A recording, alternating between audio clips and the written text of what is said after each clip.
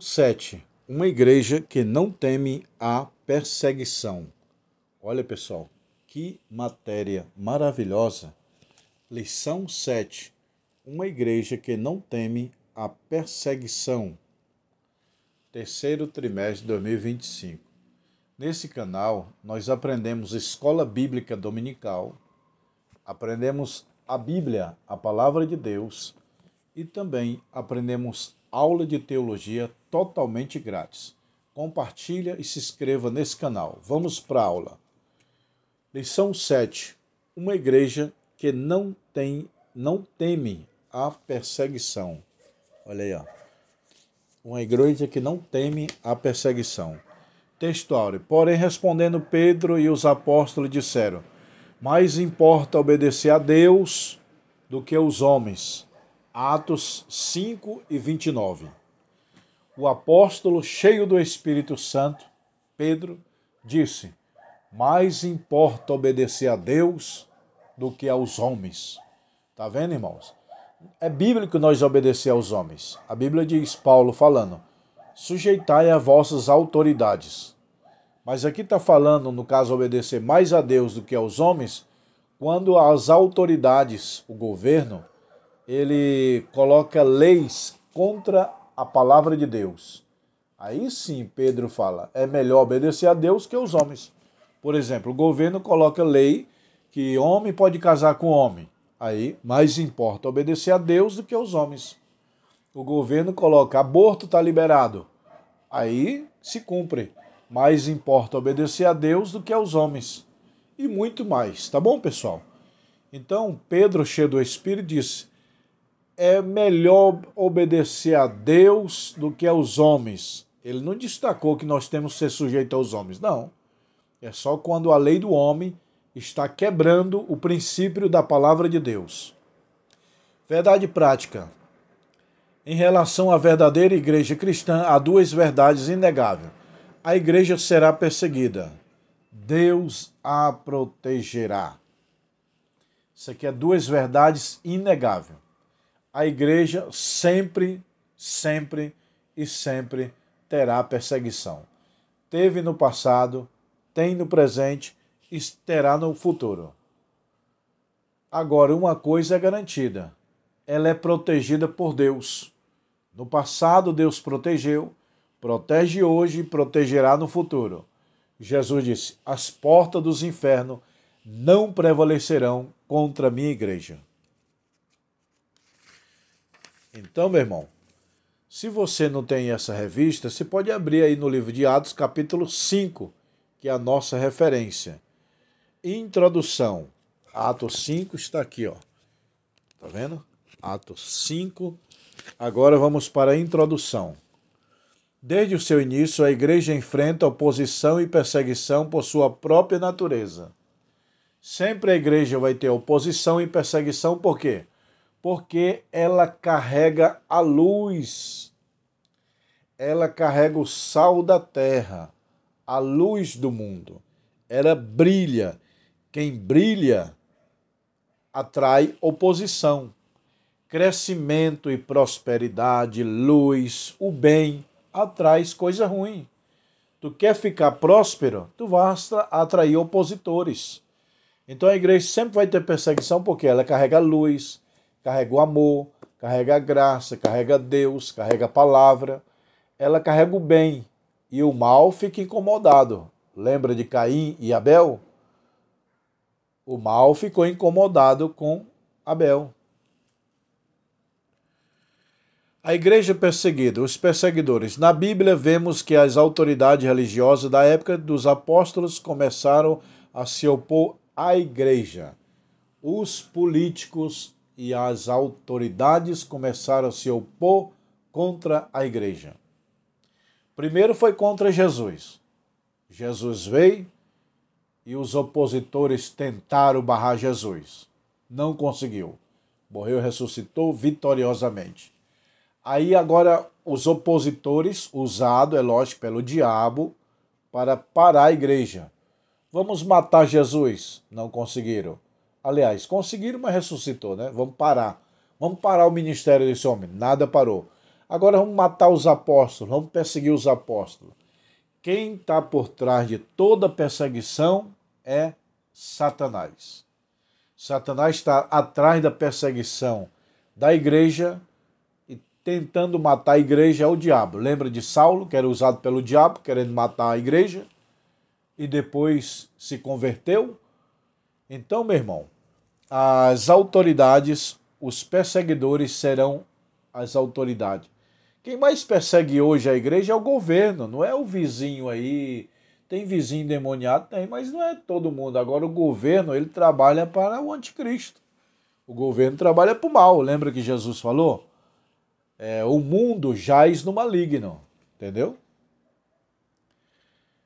As esferas da perseguição. A perseguição dos judeus aos cristãos se dava duas esferas.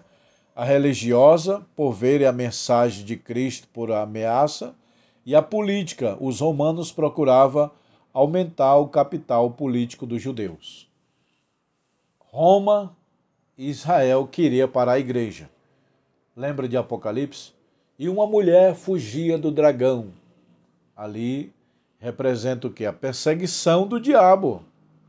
O diabo sempre esteve perseguindo.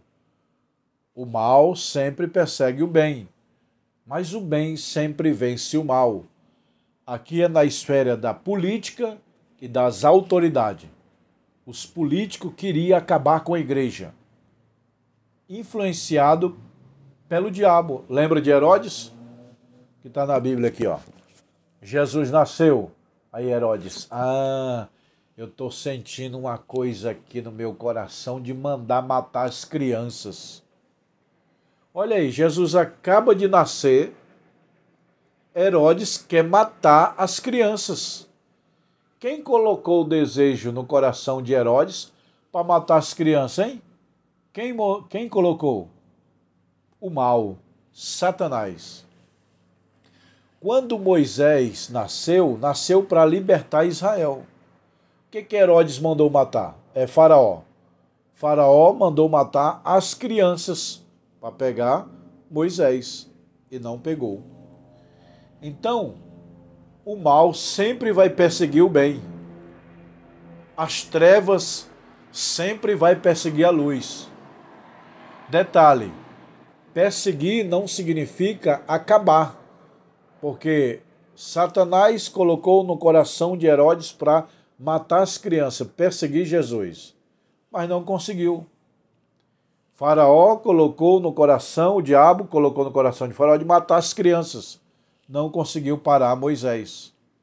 Então as trevas perseguem a luz, mas não consegue parar. O mal persegue o bem, mas o mal não vence o bem. Se vencer é temporariamente, porque definitivamente o bem sempre vence o mal. Na esfera religiosa, Lucas existe que os religiosos judeus prenderam os apóstolos. Os judeus prenderam Jesus, mataram. Os judeus crucificaram Jesus Cristo. Os judeus apedrejaram Estevão, cheio do Espírito. Os judeus prenderam os apóstolos. Era povo usado pelo diabo, pelo maligno. Entendeu, meu irmão? Então, você vê, os apóstolos eram homens de oração, só faziam o bem. Os judeus não oravam. O diabo encheu o coração dele de matar os apóstolos.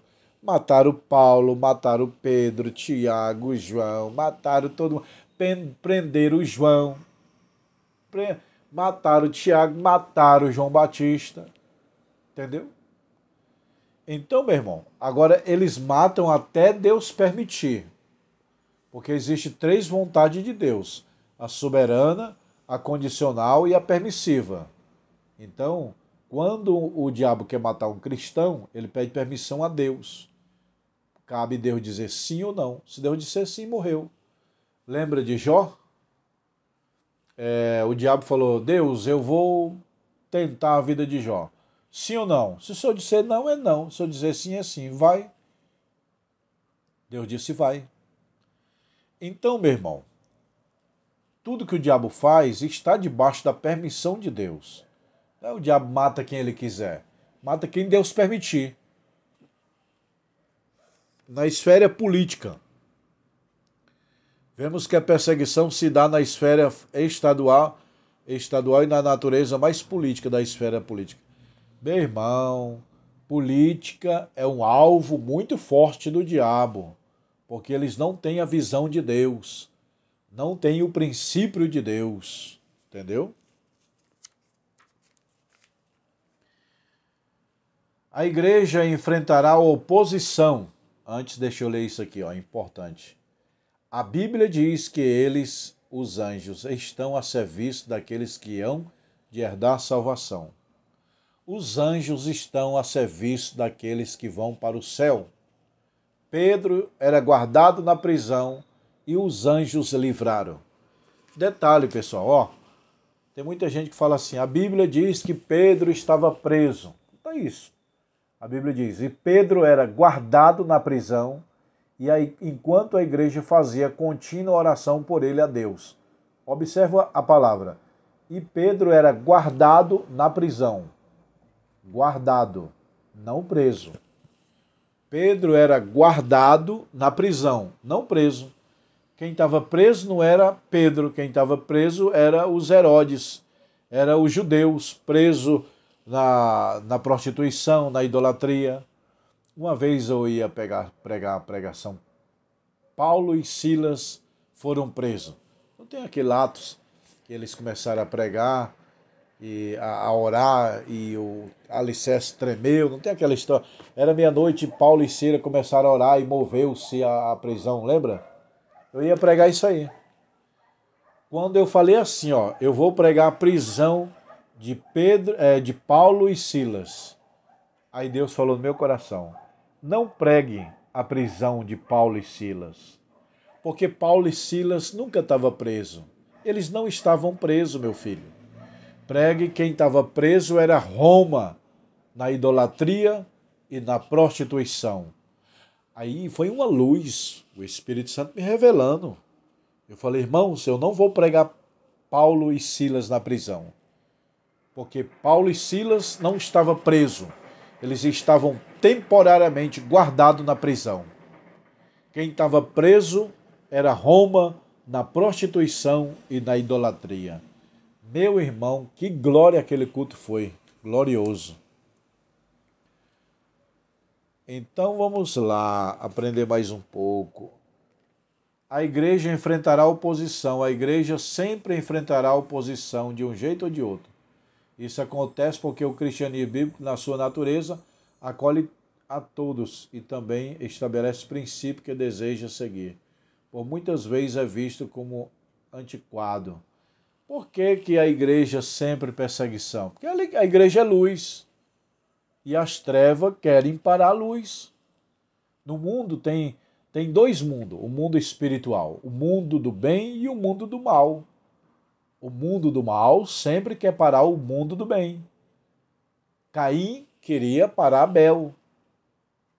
Saul queria parar Davi. Judas queria parar Jesus. E os apóstolos aqui, e os fariseus queriam parar os apóstolos. Os judeus queriam parar Jesus. Faraó queria parar Moisés. Jezabel queria parar Elias. O mal tenta parar o bem. As trevas tentam parar a luz. Mas o bem sempre vence o mal. A igreja é protegida, um anjo de Deus. Lucas destaca que um anjo, no meio da perseguição, Deus proveu o livramento dos apóstolos. A igreja não era apenas perseguida, mas também protegida. Ó, meu irmão, Jesus falou, no mundo tereis aflição, né? João, no mundo tereis aflição, mas ter de bom ânimo, porque eu venci o mundo. Então, no mundo tereis aflição. Jesus disse, no mundo jaz no maligno. Então, nós vamos ter perseguição desse mundo. Jesus falou, no mundo tereis aflição, no mundo tereis perseguição, mas ter de bom ânimo, porque eu venci o mundo. Ou seja, ele estava dizendo, eu estou com vocês. Agora sim, uma certeza, a igreja terá perseguição, mas as portas dos infernos não prevalecerão contra ela. Ó, as portas dos infernos pode perseguir, mas não pode prevalecer. Jesus disse, as portas dos infernos não poderão prevalecer. Pode lutar, pode perseguir, pode enfrentar, só não pode prevalecer, meu irmão. Nós temos uma promessa de Deus, da igreja, de ser infalível, mas nós não temos a garantia que vamos ser ausentes da perseguição. Ah, pastor, nós estamos passando por perseguição.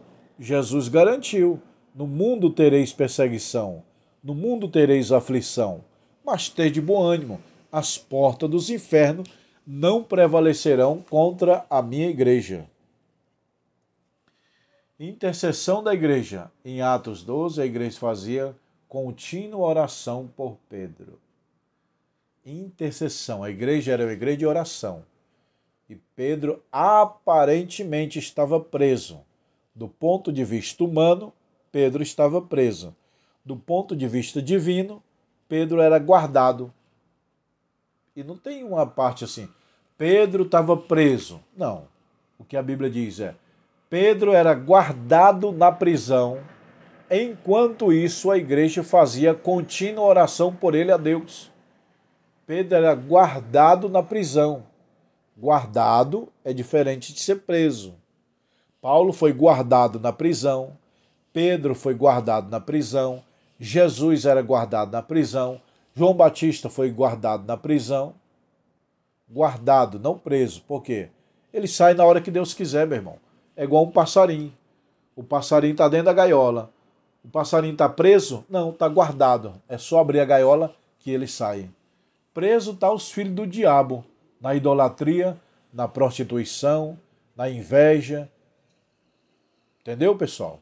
Preso quem está é os filhos do diabo. Caim não estava preso. Quem estava preso era Abel, na inveja. Davi não estava preso. Quem estava preso era Saul, na inveja.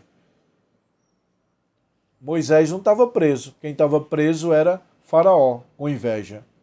Jesus não estava preso. Quem estava preso eram os fariseus, os romanos, com inveja. Paulo não estava preso. Quem estava preso eram os judeus falsos, com inveja. Valor da oração. Essa passagem bíblica, assim por muitas outras, mostra o grande valor de oração, enquanto o cristão orava. Olha só, Pedro estava guardado na prisão e a igreja estava orando. O anjo foi lá onde Pedro estava guardado, não preso, e falou, Pedro, sai, meu irmão, sai. Aí Pedro, não, mas os soldados estão aí. Sai, meu irmão, sai. Que se ele vier eu mato. Sai.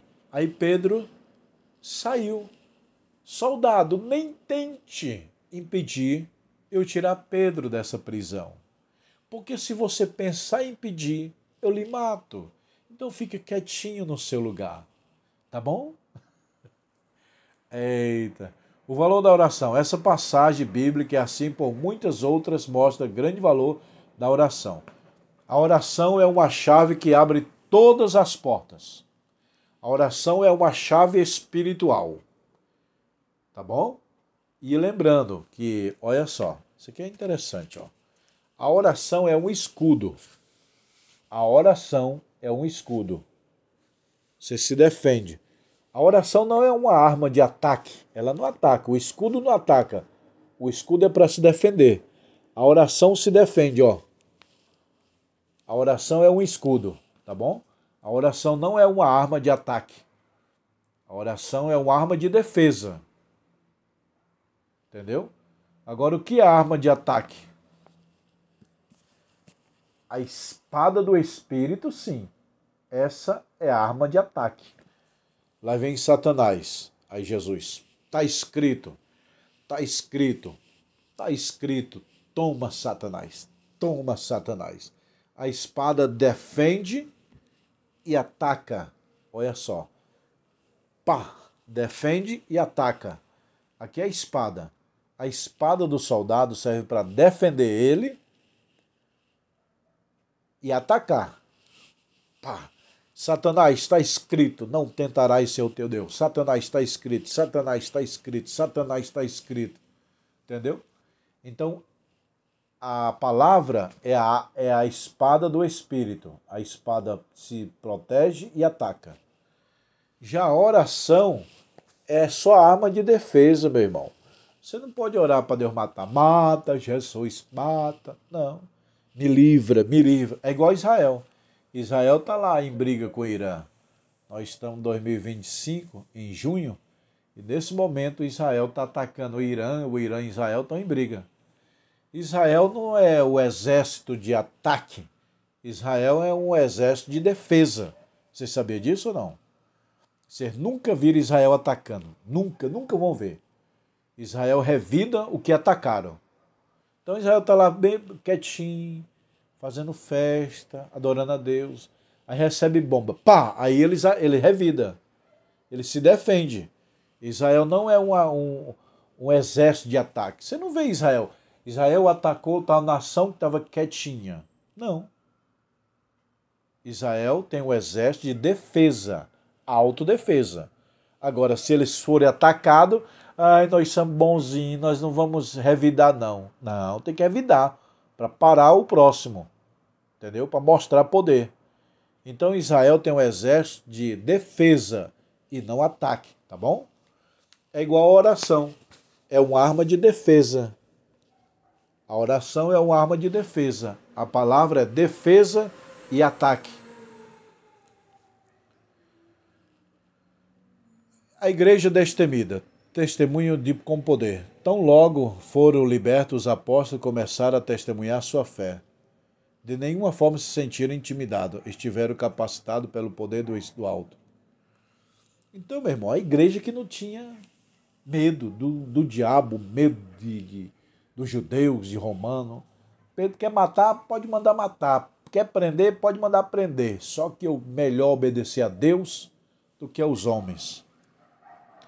Convicto na fé, Lucas registra a ousadia do testemunho de Pedro. Pedro era cheio do Espírito. Aí lá vem um soldado romano. Aí Pedro, o que vocês querem fazer? Vocês vão deixar eu pregar livremente? Ou vocês vão me prender? Ou vocês vão me matar? O que vocês querem? Quer prender? Prende logo. Quer deixar pregar? Prende logo. Quer matar? Mata logo. Paulo falou, o viver é ganho, o morrer é lucro. Entendeu, meu irmão? Os apóstolos eram cheios do Espírito, tinha medo de morrer, não. Hoje o cristão morre de medo. Você viu aí, pastor?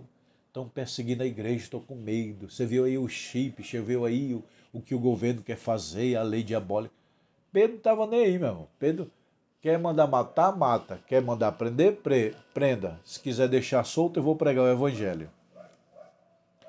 Conclusão. Vimos que a igreja capacitada pelo Espírito Santo enfrenta perseguição. O cristão, portanto, não deve se assustar com ela. Portanto, o cristianismo bíblico, essa é a regra, não a exceção. Ninguém gosta de ser perseguido. Contudo, as Escrituras nos previnem a respeito da religiosidade, da perseguição da jornada cristã. Nós sempre teremos perseguição. Isso não significa que o sofrimento deve ser um alvo a ser alcançado, mas devemos estar conscientes de que podemos evitar. Portanto, nosso foco deve estar em Deus, pois Ele é quem pode nos guardar e capacitar no meio do sofrimento. Perseguição vem, mas a vitória é garantida. Deus não livrou Pedro da prisão. Deus livrou Pedro na prisão. Deus não livrou Daniel da cova. Deus livrou Daniel na cova. Deus não livrou Daniel, Sadraque, Mesaque e Abednego da fornalha. Deus livrou na fornalha. Tá bom, meu irmão? Então aprenda, perseguição tem, mas a vitória é garantida. Que Deus te abençoe em Cristo Jesus. Se você gostou dessa aula, compartilha nos teus grupos e se inscreva no canal. E se você quiser fazer o curso de teologia, tem aqui, ó. Cristologia, doutrina de Cristo, teologia, doutrina de Deus, bibliologia do Antigo Testamento Novo, pneumatologia, angelologia. Tá tudo aqui, ó, os livros, tá bom, pessoal? Ó, soteriologia, 20 livros é o básico, 40 livros é o bacharel. Todos esses livros eu mando pelos correios para sua casa. E nós temos também anel de teologia, ó, meu irmão.